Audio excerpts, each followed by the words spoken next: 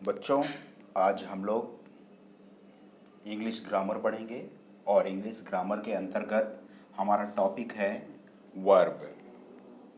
जैसा कि तुम लोग पढ़ चुके हो पार्ट्स ऑफ स्पीच में, वर्ब किसे कहते हैं? वह शब्द जिससे किसी कार्य के करने या होने का बोध होता है उसे वर्ब कहते हैं। ध्यान रखिए, कार्य के करने या होने का बोध होता है उसे वर्ब कहते हैं। इंग्लिश में हम कहना चाहें तो a verb is a word that denotes action. A verb is a word that denotes action. सब ध्यान में रखना है। एक्शन यानी कार्य, जिससे वो शब्द जिससे किसी कार्य के होने का बोध होता है। ओके, अब ये जो वर्ब है ना, वर्ब को दो भागों में बांटा गया है, दो भागों में विभाजित किया गया है। एक है मेन वर्ब,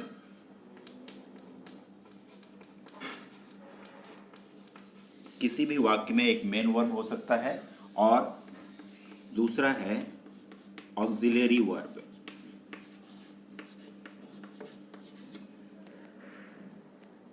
तो हमारा आज का टॉपिक में रहेगा मेन वर्ब और ऑक्सिलरी वर्ब के बारे में। मुख्यतः ऑक्सिलरी वर्ब के बारे में आज हम चर्चा करेंगे। तो उसके लिए देखते हैं हम वर्ब को मुख्यतः दो भागों में विभाजित किया गया है, ऑक्सिलरी वर्ब और मेन वर्ब। अब ऑक्सिलरी वर्ब को हम हेल्पिंग वर्ब भी कहते हैं।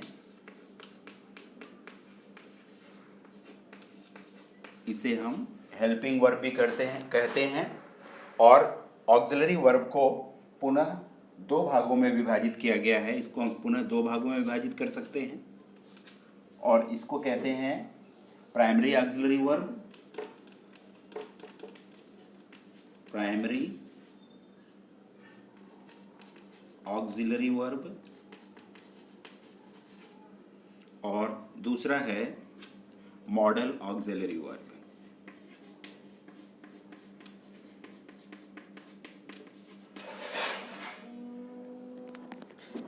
अब प्राइमरी ऑक्सिलरी वर्ब में यहाँ पे आ जाता है, तीन चीज़ें होती हैं। एक बी के अंतर्गत आएगा M is, are, was, were,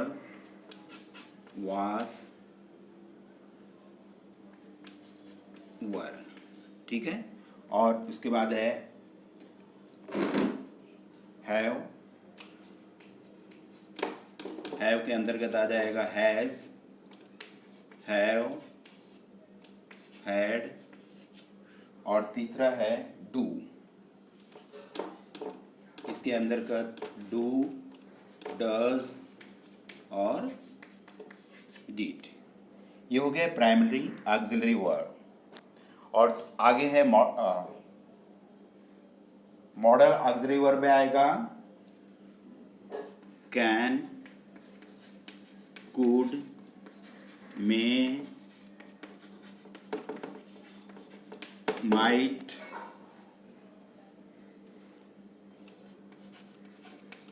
should, would, need,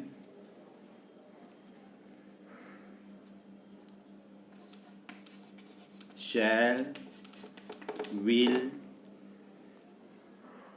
इस तरह से हम देख सकते हैं कि वर्ब के दो भाग किए गए हैं, ऑक्सिलरी वर्ब और मेन वर्ब। ऑक्सिलरी वर्ब को हम हेल्पिंग वर्ब भी कहते हैं। इसके दो भाग होते हैं, एक प्राइमरी ऑक्सिलरी वर्ब है और दूसरा मॉडल ऑक्सिलरी वर्ब है। प्राइमरी ऑक्सिलरी वर्ब में तीन भाग हैं। Be means am, is, are, was, were, and have में हैज, हैव, हैड, और डू में do, does, did. Modal auxiliary verb में कई शब्द हैं, can, could, may, might, should, would, need, shall, will, और भी हैं, लेकिन हमको अपनी कक्षा के हिसाब से हमें इन्हीं चीज़ों की ज़रूरत है। और इसके बाद देख लीजिए, यहाँ पे मेन वर्ब है। मेन वर्ब हम किसको कहते हैं? राइट, रीड, जंप,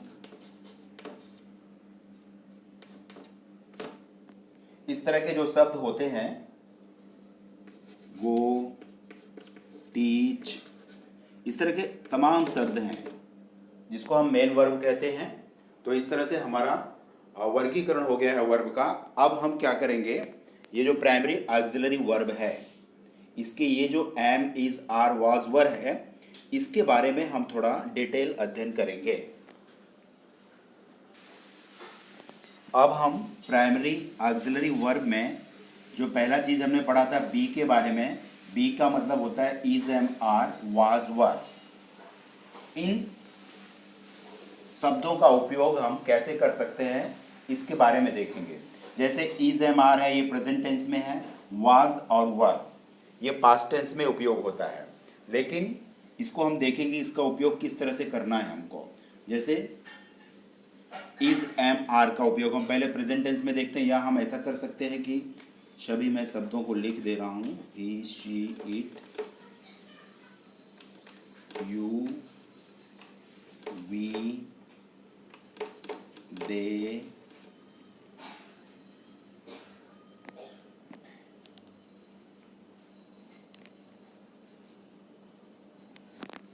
आए। ठीक है। अब यहाँ एक कॉलम खींच देते हैं, हम टेबल बना देते हैं। टेबल बनाने पे हमें आसानी हो जाएगी वाक्य बनाने के लिए। अब इज, एम, आर, मैंने एक टेबल बना दिया है।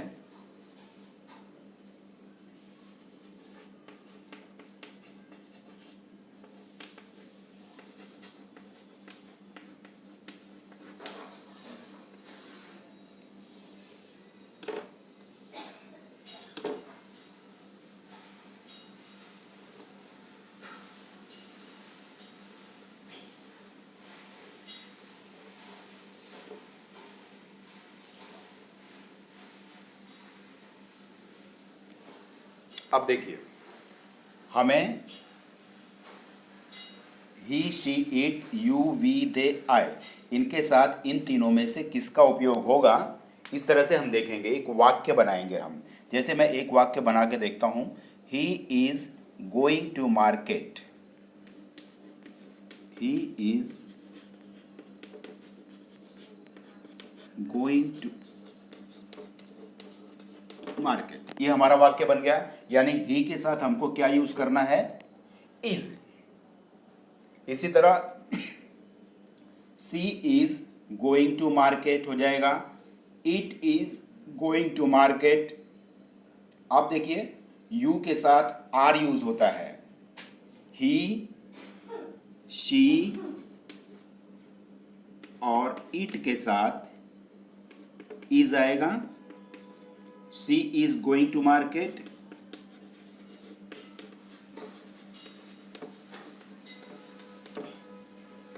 और यहां पे it is going to market.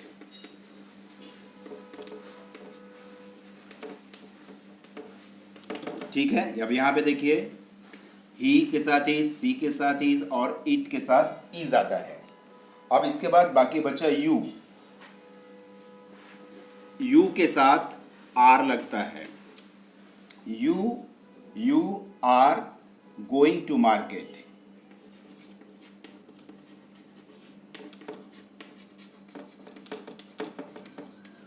ठीक है।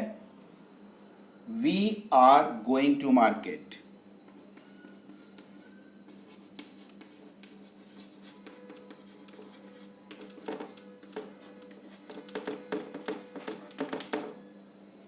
They are going to market.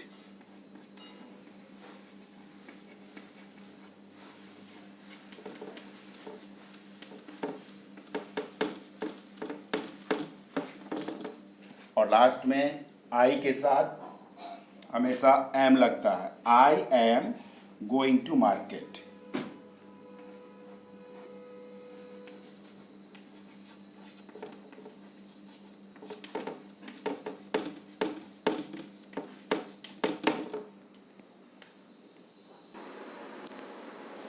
अभी हमने देखा ये टेबल के सहारे हमने इतने वाक्य बनाए हैं।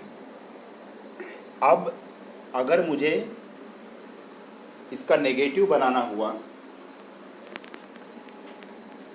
ही इज़ गोइंग टू मार्केट। अगर मुझे इसका नेगेटिव बनाना हुआ तो हमको नॉट लगाना पड़ेगा। तो हम क्या करेंगे, यहाँ पे देखिए,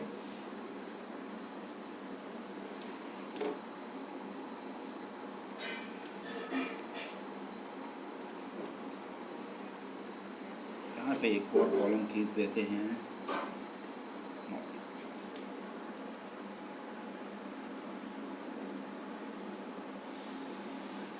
अब हमको नेगेटिव बनाना है, इन्हीं वाक्यों को नॉट लगा के बनाना है। तो सेम सिंपल है, he is not going to market.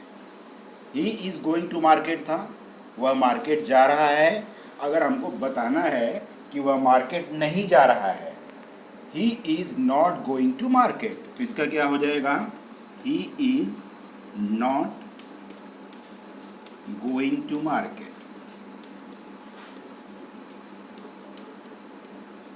ठीक है। इसी तरह हम और भी जो सेंटेंस है उसको फॉर्म कर लेंगे। She is not going to market, it is not going to market, और यू के साथ जैसा है, you are not going to market.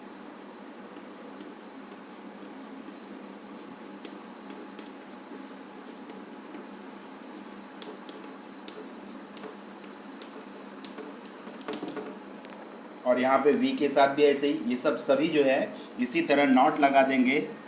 Helping verb या ऑक्सिलरी वर्ब के बाद नॉट लगा दिया तो वो नेगेटिव में हो जाएगा। अब हम इसी टेबल के द्वारा, इसी टेबल की सहायता से इज एम आर का प्रयोग करके प्रश्नवाचक वाक्य बनाएंगे। प्रश्नवाचक वाक्य बनाते समय हम क्या करते हैं, ये जो हेल्पिंग वर्ब है इज एम आर, इसको हम शुरू में रखते हैं, और हेल्पिंग वर्ब के बाद ये जो हमारे शब्द हैं इनको रखते हैं।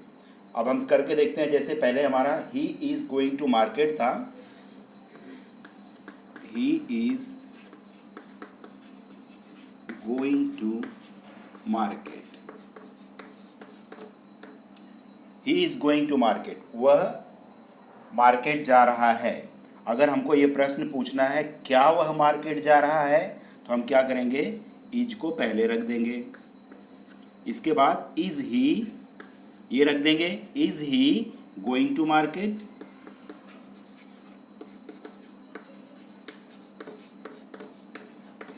प्रश्नवाचक चिन्ह लगा देंगे। क्या वह मार्केट जा रहा है, he is going to market, helping verb is है, इसको हम पहले रख देंगे, और इसके बाद ये नाउन और प्रोनाउन जो भी रहेगा, is he going to market.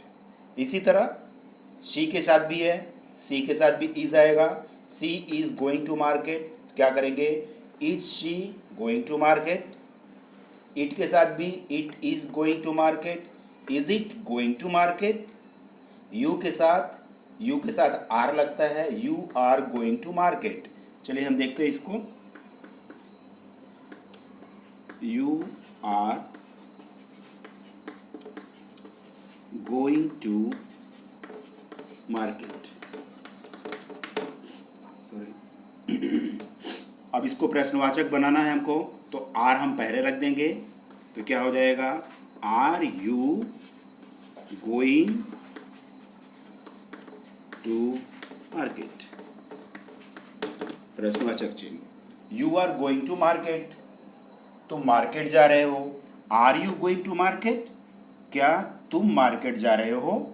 Are को हमने पहले रख दिया हेल्पिंग वर्ब को, इसके बाद यू लगाया तो ये प्रश्नवाचक बन जाता है। इसी तरह I am going to market, तीसरा देख लीजिए, I am going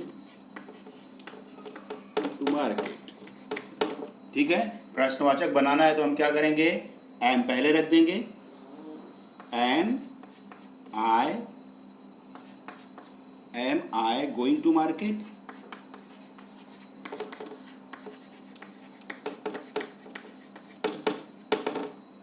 I am going to market, मैं मार्केट जा रहा हूं। प्रश्नवाचक बनाना है तो एम हम पहले रख देंगे, am I going to market. क्या मैं मार्केट जा रहा हूँ? हाँ तो बच्चों अभी हम लोग ने जो पढ़ा इज एम आर के उपयोग को पढ़ा था, जो प्रेजेंट टेंस में यूज होता है। अब इसके बाद हम वाज और वर के बारे में पढ़ेंगे। हमारा टेबल वैसे ही है, सिर्फ इज एम आर की जगह वाज और वर हो गया है। अब हम देखेंगे वाज और वर किसके साथ उपयोग किया जाता है। मैं उदाहरण के तौर पे तुमको बताते जाता हूँ। He she it, I we you they, ये एकदम रट लो सभी लोग। He she it, he was, she was, it was, और आई के साथ भी वाज ही लगेगा। वी यू दे, इसके साथ वर लगेगा। हम सेंटेंस फ्रेम करते हैं अभी। He was going to market,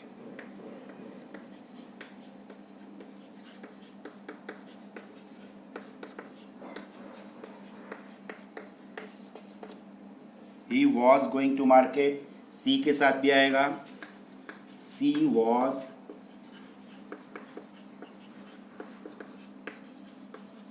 going to market, it के साथ भी इट वॉज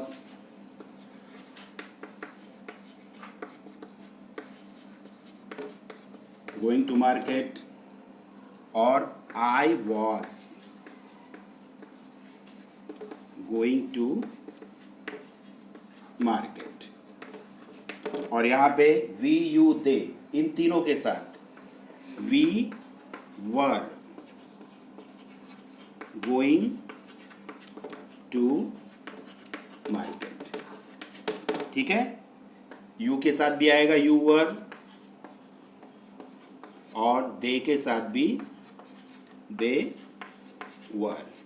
सेम ही आएगा going to market, going to market. अब हमें इसी टेबल की सहायता से नेगेटिव सेंटेंस बनाना है। तो नेगेटिव सेंटेंस बनाने के लिए हमको क्या करना पड़ेगा, यहाँ पे नॉट लगाना है। तो यहाँ पे तो वॉज वर है ही,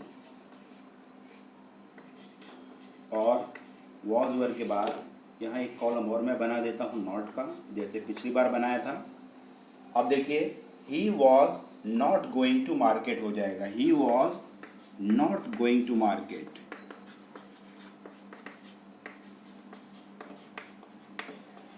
ठीक है, she was not going to market, it was not going to market. इस तरह से सेम हो जाएगा सब ये। यहाँ पे I was not going to market and we were not going to market.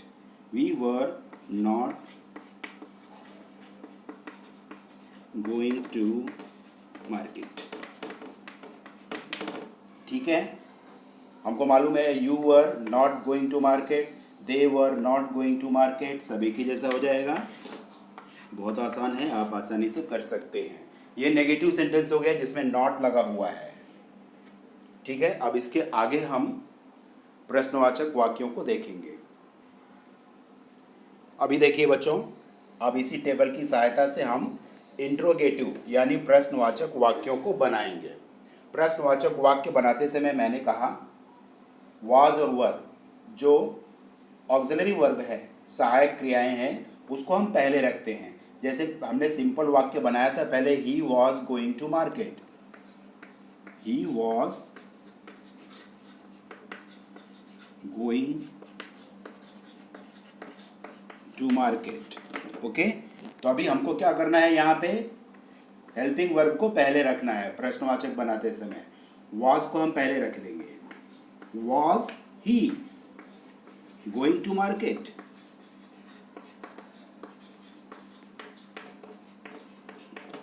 प्रश्नवाचक चिन्ह, तो ये प्रश्नवाचक हो गया। हेल्पिंग वर्ब पहले हमने रखा, was he going to market. इसी तरह हम सी के साथ भी रखेंगे और इट के साथ भी ये पहले रख देंगे। Was she going to market, was it going to market, was I. अब यहाँ पे देखिए I was going to market. एक उदाहरण और ले लेते हैं, I was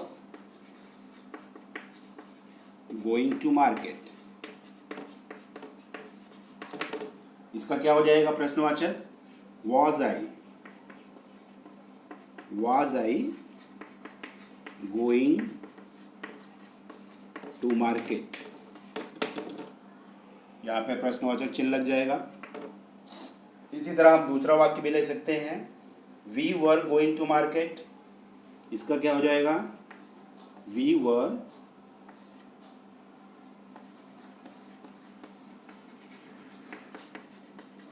going to market. इसका प्रश्नवाचक बनाना है हमको,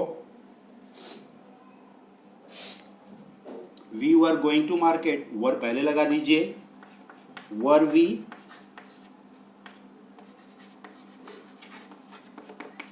गोइंग टू मार्केट, प्रश्नवाचक हो जाएगा।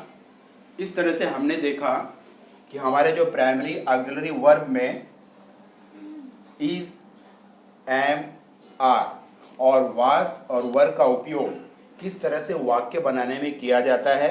वाक्यों में हमने सिंपल वाक्य देखा, प्रश्नवाचक वाक्य देखा और नेगेटिव वाक्य भी देखे हमने। अगले पार्ट में हम देखेंगे हैज, हैव और हैड के विषय में।